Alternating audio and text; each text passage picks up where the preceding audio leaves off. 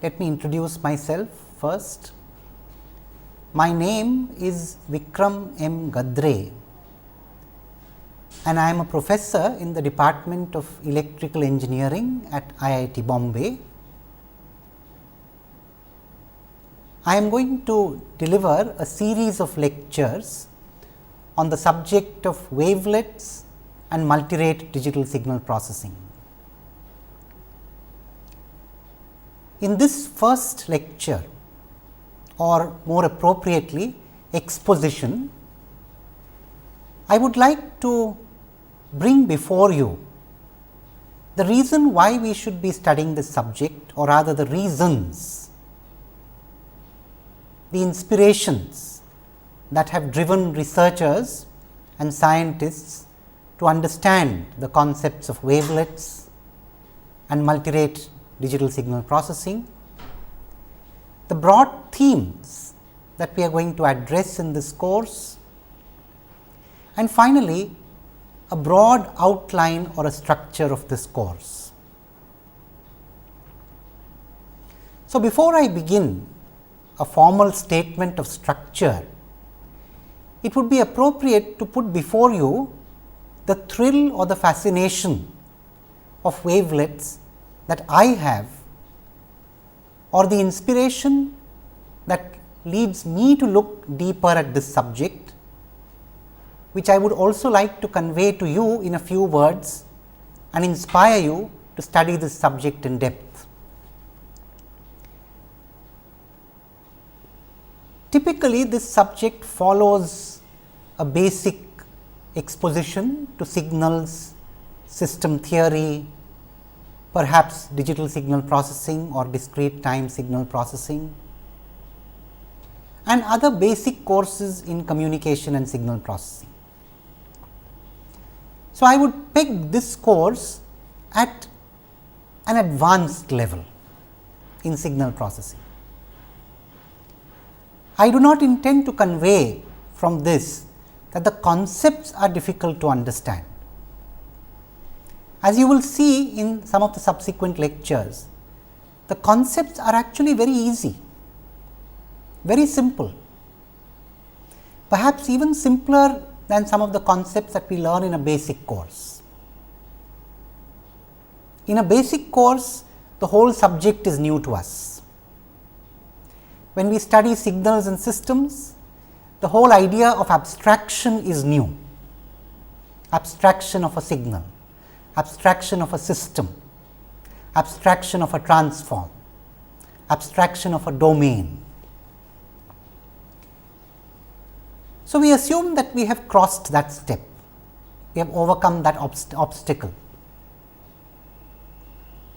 We have agreed that abstraction is a good thing. In that sense, this course is simple. We are moving one level higher, where we are moving a little closer to reality. In a basic course on signals and systems, or in a basic course on discrete time signal processing, we tend to be idealistic. We tend to want to oversimplify. In this course, we will refrain from doing that, at least in toto. What do I mean by this? In a basic course on signals and systems, we assume that signals last forever. For example, when we talk about the Fourier transform, we think of basis functions or functions on which the transform is based, which start from time t equal to minus infinity and go up to t equal to plus infinity. T denotes time. In this course, we shall recognize that this is a silly thing to do. No signal in the world, at least no signal that we can deal with realistically, is going to last forever. It is going to have its lifetime. It is going to begin somewhere, end somewhere. After all, the analyzer, the person who analyzes, is also going to begin somewhere and end somewhere.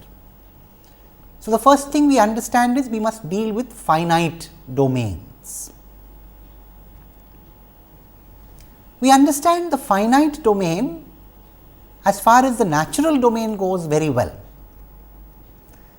What I mean by the natural domain is, suppose for example, we are talking about an audio signal. The natural domain is time. So, an audio signal begins somewhere in time, ends somewhere in time. We do not listen to a piece of music forever, but for that limited period of time in which we wish to listen to a piece of music, we would like to understand better the content of the music to which we listen. We also wish to be able to develop the ability in a signal processing setup to enhance what we want out of the music and to suppress what we do not.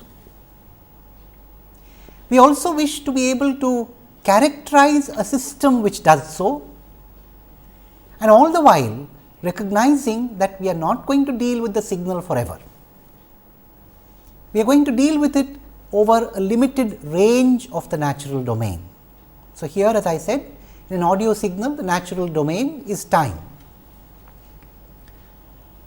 Let us take another example of a natural domain. Suppose I wish to deal with a picture.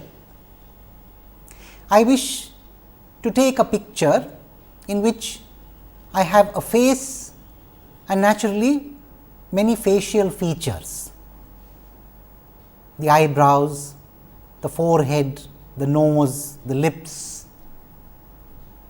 and other features that are associated with a typical face. When I wish to isolate a certain feature, I would imply being able to localize in the spatial domain. Now, this is an example of a two variable domain, unlike the other example of audio where it was a one variable domain, only time. Here I have two spatial variables. Localization is the common theme. Let me spend a couple of minutes in explaining that a little better. Suppose I take a piece of audio. Let us assume that in that piece of audio a number of notes are sung. If I take recourse to the Indian system of description, you could have a raga in which there are several different notes, the components of the raga.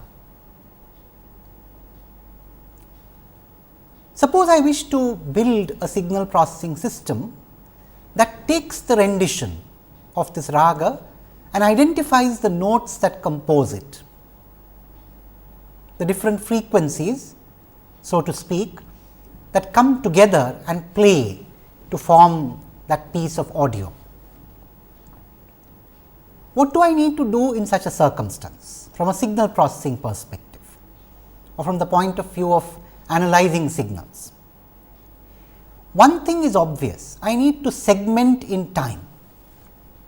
So, I need to be able to say that in this part of the time axis, I had this note prominently played, perhaps only that note was played. In a different part of the time axis, a different note was played.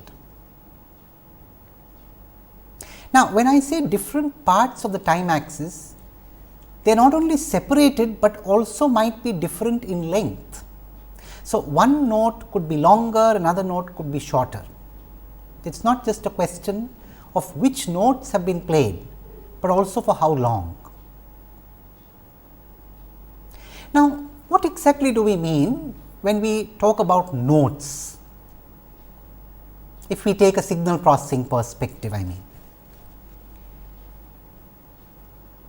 After an introduction to the fundamentals of signals and systems, or even for that matter a basic course on discrete time signal processing, all of us are comfortable with the idea of a frequency domain.